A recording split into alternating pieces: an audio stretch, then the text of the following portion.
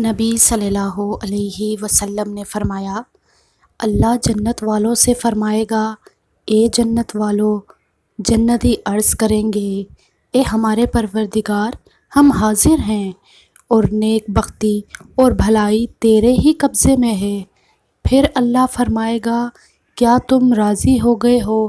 جنتی عرض کریں گے، اے پروردگار، ہم کیوں راضی نہ ہوں؟